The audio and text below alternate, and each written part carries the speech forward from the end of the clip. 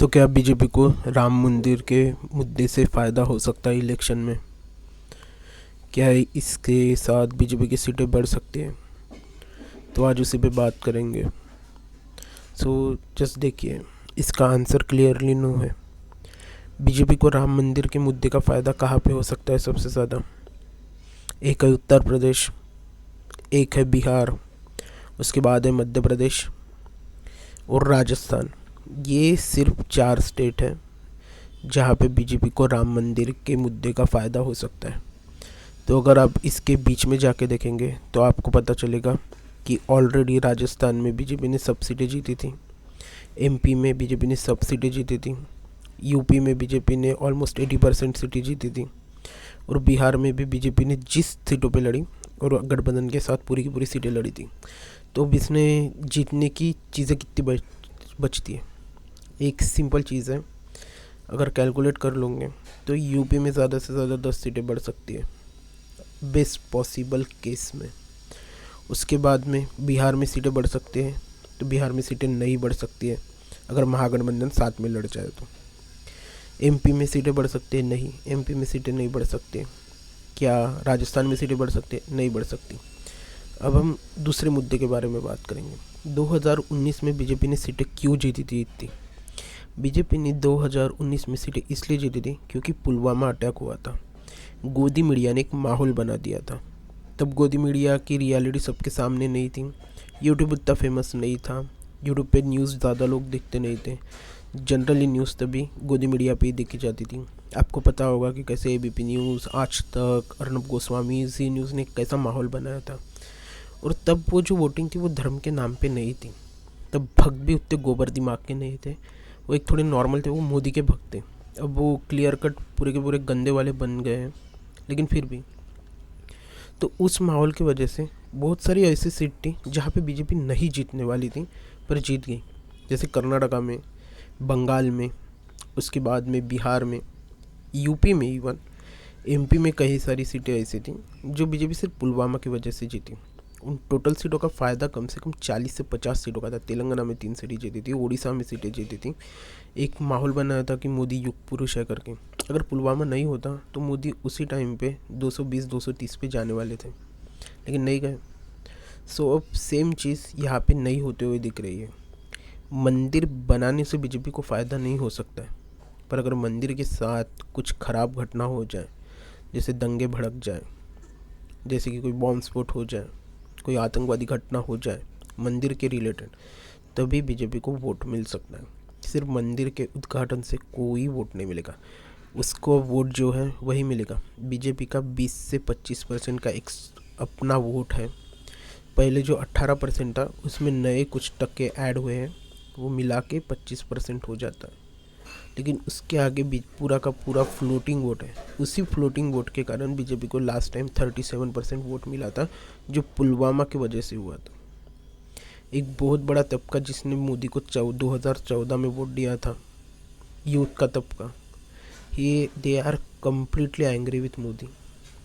एक particular cast के लोग हैं जो सवर्ण है, अपर कास्ट, सीधा सीधा, जो एक मोदी को सपोर्ट करते हैं, वो ज़्यादा वोकल रहते हैं। न्यूज़ चैनल हो या यूट्यूब हो, जैसे यूट्यूब के बहुत सारे इन्फ्लुएंसर हो, जनरली अपर कास्ट है, एंड वो देखेंगे कि इनडायरेक्टली या डायरेक्टली कैसे लोग भी मोदी की तारीफ़ करते हैं। बट जो एक तबका है, जो नीचे वाला तबका, उनकी जॉब गई है, उनको पैसा नहीं आ रहा है, उनके पास प्रॉब्लम हो रही है, उनके साथ में जो कास्टिज़म हो रहा है वो अलग चीज़ है, वो चीज़ें समझ रहे हैं। उसके बाद में एक तबका है 50 साल के बाद का, उन्हें भी, वो सबसे बड़ा मोदी का भक्त तबका है। एक बीच वाला तबका है जहाँ पे लोग संसार में रहते हैं, उनको प्रॉब्लम आ रही है, और वही फ्लोटिंग वोट सत्ता बदलाता है, सत्ता जिताता है, और उसे राम मंदिर से उतना फ़र्क नहीं पड़ता है। अब चीज़ें रही गठबंधन की।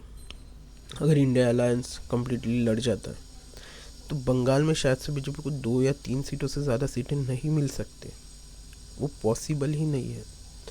उसके बाद में यूपी में बीजेपी की और 5 से 6 सीटें कम होके बीजेपी 55 पे जा सकती है, कम से कम। टोटल मिला के दोनों ही इसमें 14 और 5 19 सीटों का लॉस हो रहा है।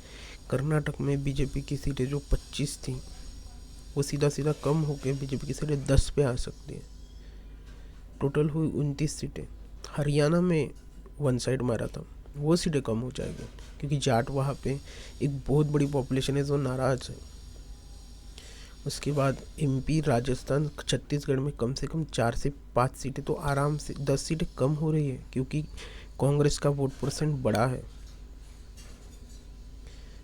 इलेक्शन में 303 से बीजेपी वैसे भी नॉर्मल लॉस से भी बीजेपी 260 तक आ रही है। उसके बाद महाराष्ट्र गिना नहीं हमने, बिहार नहीं गिना, वहाँ पे भी कम से कम 2 स्टेट मिलके 20 सीटों का लॉस है। बीजेपी सिर्फ राम मंदिर के मुद्दे पे जीत नहीं सकती है, ये बीजेपी को भी पता है। मुद्दा इतना गर्म बनाया जा रहा है लेकिन मुद्दा बन नहीं रहा है। राम मंदिर के बारे में बहुत सारे लोग एक्साइटेड नहीं है क्योंकि वो सिर्फ एक मंदिर का उद्घाटन है। ज़िंदगी की तकलीफ़ें इतनी होती हैं कि जो सिर्फ खाली पीली लोग, जो रिटायर्ड लोग हैं ना, वही इसमें लगे हैं। बहुत सारे लोग कहते हैं लोग इसमें नहीं हैं। एक कास्ट कॉम्बिनेशन आपको देखना पड़ेगा, आप किन लोगों के साथ में बात कर रहे हो। आप जाके दलितों से बात करो, उनको क्वेश्चन ये पूछो कि भाई ये क्वेश्चन मत पूछो कि राम मंदिर बने, भाई खुश ना होना उसमें क्या है। वो सब कहेंगे हाँ खुश है, तो इससे क्या वो मुद्दा बन गया। उनको ये पूछो रोटी कपड़ा मकान कैसे चल रहा है, नौकरी है या नहीं। एक तो प्रेशर है भाई, अगर सुप्रीम कोर्ट का जज भी डर के काम करता है तो एक नॉर्मल इंसान डर के काम नहीं करेगा। अगर उसके बाद मोदी कैसे है, अगर मैं सपोज कह दूँ कि मोदी अच्छा नहीं कर रहा है, बहुत ख़राब है करके, क्या होगा। कितने ज़्यादा चांसेस हैं कि मेरे पे कोई ना कोई कार्रवाई हो सकती है। अगर 2 तमिलनाडु के किसानों पे जिनकी कमाई भी ज़्यादा नहीं है उन पे ईडी की रेड पड़ सकती है, एक नॉर्मल इंसान को कितना डर लगेगा। यही डर का माहौल है। ये जो सी वोटर वगैरह के फलाना ढिंकाना सर्वे, बिन काम के सर्वे, वहाँ पे म्यूनिसिपल कॉरपोरेशन में कर्नाटका में कांग्रेस जीतती है लेकिन बीजेपी को सीट कितनी दिखाती है, जीतती है उतनी। क्यों, कैसे, कुछ नहीं बताते। एक सिर्फ माहौल बनाया जाता है, एक डर का माहौल, अपोजिशन को नीचे करवाने का माहौल, उनका मोरल मोटिव्स, हाँ, वो कम करने के लिए एक माहौल बनाते हैं ये लोग डरते हैं कि नहीं कोई दूसरा तो जीते ना। भाई कैसे नहीं जीत सकता। ये राम मंदिर माहौल बना रहे कि बीजेपी जीत जाएगा, बीजेपी जीत नहीं रहा है। और ये चीज़ें नॉर्मल लोगों को नहीं समझ में आती, वही प्रॉब्लम है। एक मीडिया एक कॉन्स्टेंटली हैमरिंग करता है तुम्हारे ब्रेन में कि अच्छा कुछ हो ही नहीं सकता, और ये नॉर्मल लोग मान जाते हैं। तुम्हें वोटिंग करने की इच्छा नहीं होती, और वही जो वोटिंग का 10-12% का जो हिस्सा रहता है ना, जो वोट देने जा रहा था लेकिन इस माहौल की वजह से यार वोट दे के फ़ायदा क्या, वहीं पे बीजेपी काम कर लेती है। पिछली बार में 35 ऐसे सीट थी जो सिर्फ बीजेपी 30,000 के मार्जिन से जीती। उसमें से कम 20 सीटें तो यूपी की थी।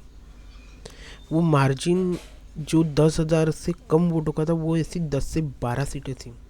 तुम सोच सकते हो कि इलेक्शन कितना क्लोज था, लेकिन तुम्हें क्या बताया गया कि वन साइड विक्ट्री मारी है। नहीं रहता ऐसा। सो राम मंदिर का मुद्दा उतना बड़ा मुद्दा नहीं है, देखते हैं आगे क्या होता है। अगर वीडियो पसंद है तो please like share subscribe. Thank you.